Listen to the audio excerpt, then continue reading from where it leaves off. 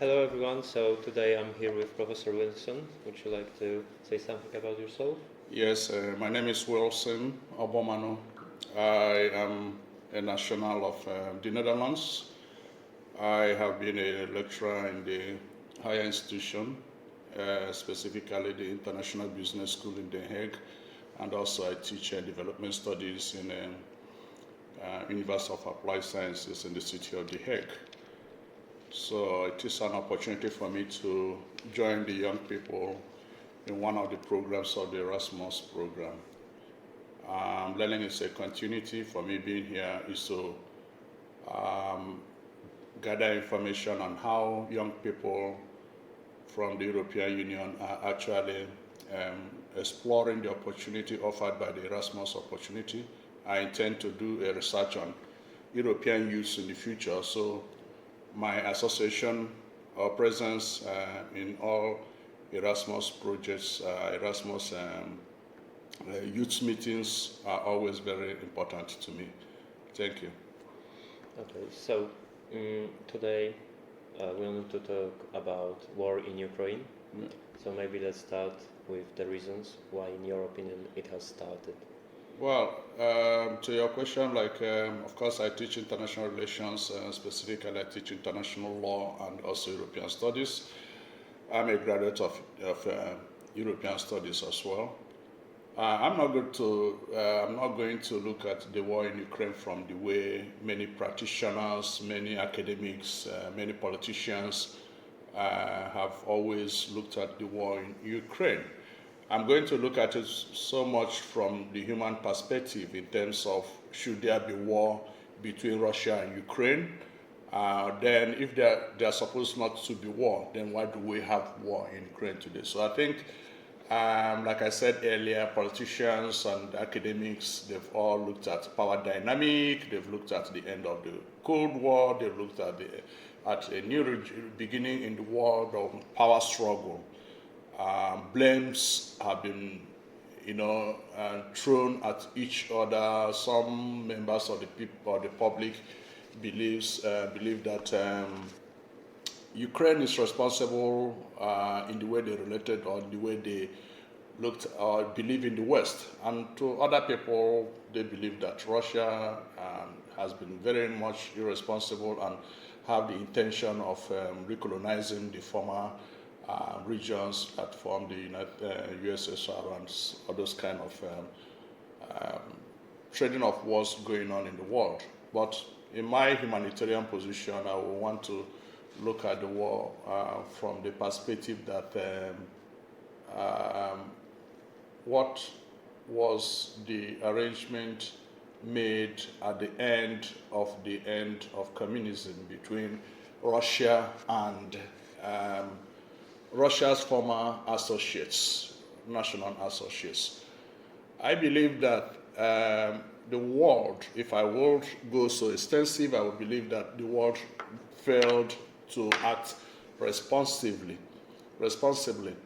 I would believe that also if the European Union failed to actually project the consequences of what could be the situation if good arrangements are not made to manage the relationship between not just Russia and one country in the region, but the relationship between all those countries that were formerly united under the communist political and economic ideology.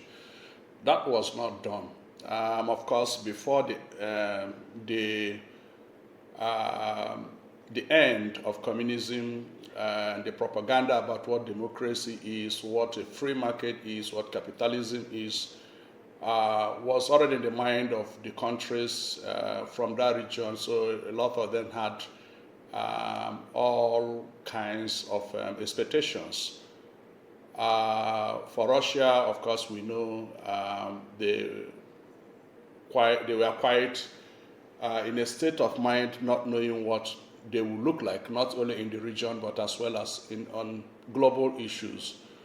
Boris Yeltsin, of course, was very good in the way he obeyed the Americans, and Russia signed a lot of agreements, and everything went that direction. But from what we are seeing now, the relationship between Russia and the European countries surrounding Russia has never been very, very good for not only with what we see today in Ukraine. Poland is quite skeptical about their relationship with Russia.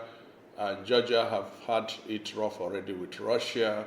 And other countries within the region, they are all not really sure of the kind of relationship they have with Russia. I don't know if it is too late for us to think the other way around. The other way around being, how do we organize a kind of economic support between those countries? How do we come up with a kind of ideology whereby those countries will explore the advantages of understanding themselves in the period they were in communism? Can they operate any kind of system, exchange of economic value instead of military and defense value? To me, I think until that kind of system of relationship is built within that region, to my understanding, there will always be clashes. Today is with Ukraine, but we can still expect that if this ends with Ukraine, another country in the region will still have problem with Russia, either in the way that country is relating with the West, or for whatever reason that we don't know. But if we are able to arrange a kind of economic relationship between countries in that region, maybe they will get along properly, because they need each other. I believe they need each other. Okay, so that's what I need to say right now. Let's see, you want us to expand on it? Well, I wanted to say that looking from economic perspective, Yes. the country of Russia, the real GDP, so accounting for inflation, Yes. is growing very, very slowly. Very slow. So if there are tensions between Russia and USA, for instance, every year the Russian country is becoming weaker than their competition.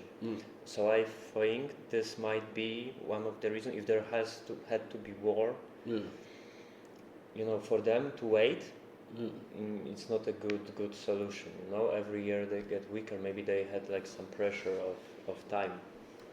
Yeah, of course.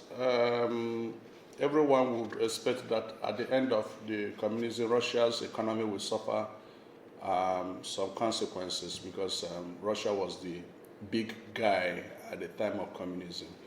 But of course, the world witnessed an acceleration of Russia's economy after the communism. That's to say, the economy grew. They were able to adapt, introduce new models of government after the privatization and the failures of the privatization in Russia. But to the core, the war is not good for Russia. A lot of people will know that, because it's hurting them properly with all the sanctions, and that is a lot of weight on the economy of Russia. But that is not anything for us to celebrate, because with such situation, Russia can do anything. I think that is how some political analysts are looking at it. And a lot of arguments are there that to say, of course, the European Union in itself are equally suffering some economic consequences from the war. But I think for now, nobody is speaking so loud about the economic consequences of Russian-Ukraine war. Rather, we are all talking on consequences of the possibility of going into a full-fledged world war. So people are not really concerned about the economic consequences. But the economic consequences are there. On one hand, the resentment of this war is not only felt in Russia, it is also felt in Europe. Many citizens of the European Union are not even happy to support Ukraine, because it's costing them money, it's costing them their own economic happiness, it's also putting them in a situation that they are expecting that there could be consequences in the way Russia may end up behaving. So, we don't know how the war will eventually be addressed, but for now, people who understand the situation are really, really worried. So, let me think a second. Yeah, I think the economic situation, even if there is no like global war, will be huge. You can look at the stock market. I think it's a great indication of the economic outlook. Yeah. So, for instance, in Poland, our biggest indices, I think that's how you say it, dropped around 45%, which is a lot. Like if this is the outlook for the future, and they see a huge drop. Of course, some of it is just panic, and some of it are just traders that are pushing the price lower. But there was a huge drop in price, similar to COVID. So yeah, it's either a panic on the market, or the analysts are really looking into it and seeing some real severe damage that can be done to Polish country. We also are supplying the Ukrainians heavily. I mean, really, we give them tons of food and ammunition. We gave them even tanks, for instance. So we also gave them offensive weapons. I think tanks are offensive. That's what I heard, at least. And I think many Polish people are scared that Russia will not stop on Ukraine, that it will continue further. So I think we have this tactic that maybe it's better to give the weapons to Ukrainians, so they fight in our tanks instead of Polish people, fighting in them later on, if such a thing happens. Anyway,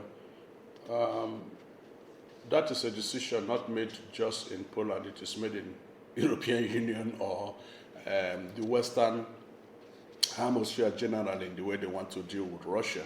So Poland is not the only country doing it that way, giving them arm and financial support. But I think analysts are also very much concerned on the consequences of that, because it's rather going to prolong the war. It's either going to irritate Russia to either be too hard-handed on Ukraine to end the war, or if they are unable to defeat Ukraine, everyone is not really sure what Russia will do next, but Russia may not be very much prepared to surrender. So if they don't surrender, we don't know what that means. And that is where I go back to what I said earlier. You can imagine how the situation in Russia and Ukraine is affecting Poland. So there is a very strong economic relationship which was ignored. It was ignored after the fall of the Berlin Wall, the end of communism. It was just like we are enemies. But in reality, it is not supposed to be so. It's supposed to be a kind of, even if most of those countries will be admitted into the European Union, but there should be some understanding in terms of economic reliance on each other. Then we will not be where we are today. But I think of course, I wanted to avoid looking at taking a political view on it. But I have to equally make my own understanding known that the situation in the region has been further stressed by American interest, not just European Union interest, but American interest. So prolonging the war will not be to anybody's advantage. Russia is a country, they are also looking for support. Who knows what China will give them, who knows what Iran will give them, who knows what many other countries will give them. African countries are, of course, very, very neutral, most of them, and most South American countries are also very neutral. So they are not neutral because they hate Ukraine. They are neutral because they know this is not Ukrainian war. This is American war. Yeah, this is just my, crazy thinking, but I noticed that I thought when they left Afghanistan, I was thinking, where would they go next? Everybody thought so. Who will be the next? Who will be the next? So if European Union has not been listening or following American leadership in the war in Ukraine, maybe by now the war will be ended. Maybe. But it is not in the hand of the European Union to take a step in ending the war. It's now a kind of American,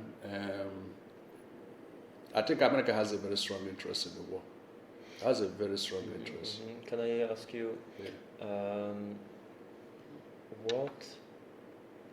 for what are they fighting there? Are they just trying to lower the power of Russia, or are there certain things in the Ukraine that it is worth fighting for? Oh, it hasn't, like I said earlier, not directly concerned with Ukraine. The people said we are living in an era of end of Cold War. Cold War was a period in human history when the West and the communist part of the world see themselves as a kind of enemy, but will never fight each other physically, but will do anything necessary to frustrate the effort of the other one. So that we thought was ended. The Warsaw Pact, which was something like a military alliance of the communist countries, was equally ended because the countries of the Warsaw Pact were going a different direction. Of course, at the point, we all understand that Russia also asked from the West about their protection, about their respect, which reasonably they got some kind of assurance. A lot of people who would not want to just want to neglect the fact will say Russia has a good reason to be afraid of Ukraine being so close to America, doing certain things that makes Russia to be worried about their security. For instance, if Ukraine joins NATO, that means that NATO equipments can be kept in Ukraine. Currently, already there are things in Ukraine that is of concern to Russia. So if if America is not actually trying to put Russia in a very difficult situation, I don't believe there is so much need for some of those military powers to be kept in Ukraine, which is quite a very serious reason why we have this war today. A lot of defense factories in Ukraine are now being financed by America. So why are you doing all that? And this keeps, that kind of act will keep Russia in the situation of doubts on the intention of America and their alliance in Western Europe. Should I really believe that Russia would want to I don't know the way to put it, colonize, recapture those former communist countries? For me, I'm not convinced they will plan such programs. I'm not convinced because Russian youths are just like you. They're also yelling for some changes in the way communism operates. So, but I think my point of interest, or where I have always wanted to do a study on, is that part of my question, whether the world or European Union did the right thing at the end of the period of communism. They should have planned. We have what we call a Copenhagen criteria, which was a kind of period, a program that lasted in a period of time, specifying what the new East European countries that want to join European Union should do in terms of their institutions, their finance, their budget, everything, how they have to prepare the economy before they could actually be admitted into the European Union. And that's Copenhagen criteria. In the way that was planned, there should have been a kind of economic relationship planned to lessen, to build trust between those countries and Russia. In terms of maybe free movement of goods could have been done well. Industrial relationship could have done very, very well. But I think it was just everyone expected, and the relationship with Russia was over and all that. Russia has a lot of influence in those countries. You know it. Has a lot of influence after many years of playing a superior position in the region. Yeah, and also they have the propaganda that they hate the West.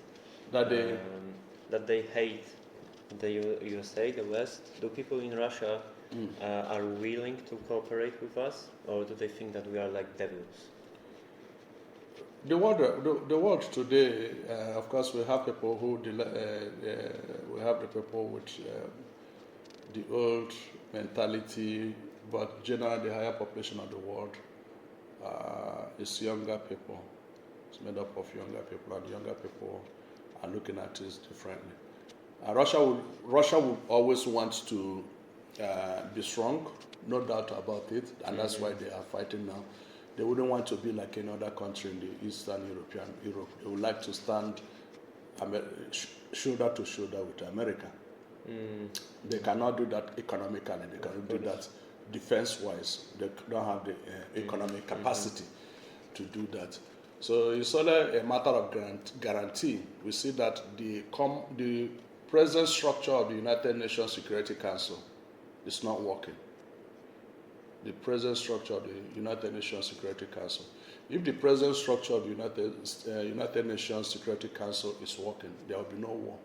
Because the major reasons why we have the five permanent members, veto members, are just to make sure that they are able to live in agreement because of the military capacity they control. So it is a threat to the whole world when we see disagreement at that point. And if you look at the membership, now, at least China has clearly defined their support for Russia. So we have America and the two European countries on one side, and that's not a good thing for the world. No. It looks like the whole world is divided, into those two groups, basically. Yeah. So a lot of things needs to be replanned. Yeah, but I would like Europe with its own military capacity, not NATO. For me as a person, of course, many European countries like NATO because of American presence and the American capacity. But I believe Europe is capable of avoiding war in Europe. I believe so, that Europe is capable of avoiding war inside Europe. If it is with European Union, I believe that European Union will have no reason to threaten Russia with Ukraine. Only NATO can do that, but not European Union. Okay. That's my belief in it. Okay, so you believe that Russia attacked because they were threatened? Definitely. That was the only reason. That was the only reason. Their security, their existential concern. That was just the reason. So it's not like they're attacking to, get some commodities from the land of Ukraine to grow their economy further and to develop economically long term? That is what I said. If Russia will need Ukraine, Ukraine will need Russia.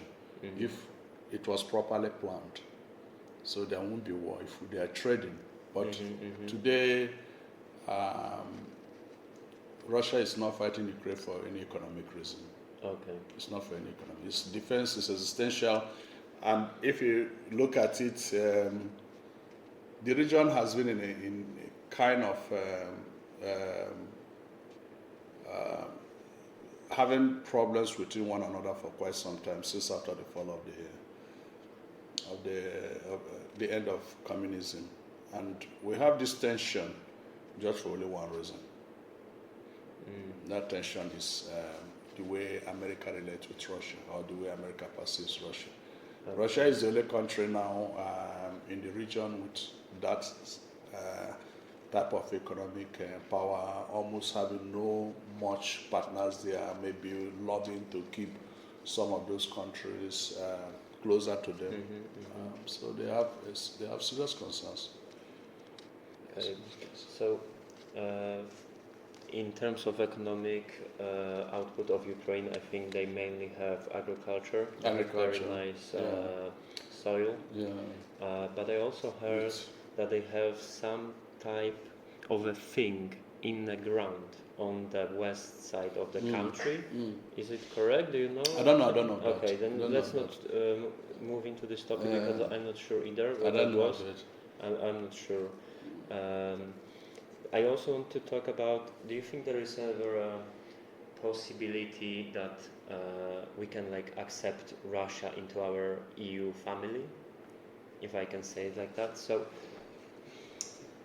because we have open borders in EU, I think everything circles in our own it's EU an intelligent borders. question. That is what the European Union should have understood to look at. Russia is an European country, surrounded by European countries. Any problem happening in Russia will affect the whole of Europe, will affect the European Union. In terms of your question on whether Russia can at any point in time become a member of the European Union, it's possible. It might not be in the next few years, but they can live peacefully with the European Union.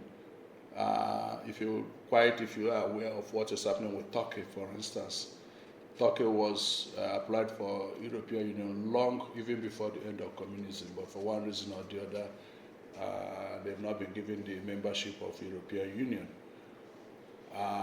Europe is managing the tension between them and Turkey, giving them aid, but over the years, Turkey has learned to live without the European Union. But I think Turkey is just trying to stand shoulder to shoulder with European Union. So they are doing their own thing by their way. But European Union has been very consistently serious with how to manage their relationship with Turkey. We don't have any conflict. In terms of trade, they give them all kind of trade concession. We don't have any tension. So that is a very good model. Turkey can be an associate member. European Union has what they call associate members. Give them a kind of economic relationship, and everything will be fine. Everything Russia can produce are all needed in European Union. And then why are we fighting? All machineries, medicines produced in European Union are needed in Russia. Then why do we fight, if not for NATO? So the bipolar power struggle is not to the interest of European Union. It's not. European Union must think on how to relate in NATO. They must. Who is going to fight European Union? That European Union cannot defend itself. It's only Russia. No any other country in the world can fight European Union. That European Union cannot defend itself. But do you think that Russia is a bigger threat than China, for instance? China is a developing concern. It's a developing concern. It's just trying to build its economy, and it's building it in a way that many people are amazed. Within over 30 years, we've seen what they've gathered. We've seen how they're supporting the world. We've seen their capacity in terms, even in defense today. We don't know, but they are likely going to be a threat because intelligent person first acquire economy. When you acquire economy, you need to protect your economy. Yeah, because I think this is like the opposite with China, because in China they develop so quickly, they don't want to fight him. Like every year, the United States falls behind more, I think. Or actually, I don't know, because it's a base effect on percentages. Okay, erase that. I'm not sure about this. But yeah, I think it's also a very big country and develops very quickly. And I think they are happy to just focus on their economic growth. You never can tell. You never can tell. After this regime in China, what will the next regime look like? What will America do to China that will stimulate a situation? It's not just about China, it's also about you, your country. What will Poland do to China that will stimulate a problem? for today, it looks China is still very serious building its economy, and they are doing it with such admiration that we don't know what will be their mindset of reasoning in the future. Mm-hmm. Because the moment you get money in your pocket, sometimes you can get arrogant. That's quite human. So I think if we are able to find a solution to Russia-Ukraine war, our concern would be how to replan the world order. Mm-hmm. Generally, the world order will need to be replanned. Yeah. Okay. Let me check the time. Yeah. Okay, 31 minutes. Yeah. Okay. So, do you want to add something at the end, like some summing up of your opinion, or maybe like some outlook? Well, I very, very much believe that as a matter of personal concern, the new member states of the European Union should be able to plan their own security. I'm not saying stay away from European Union security or NATO security arrangement, but try to make sure that you don't get intoxicated by the belief that you're a member of NATO, you're a member of European Union.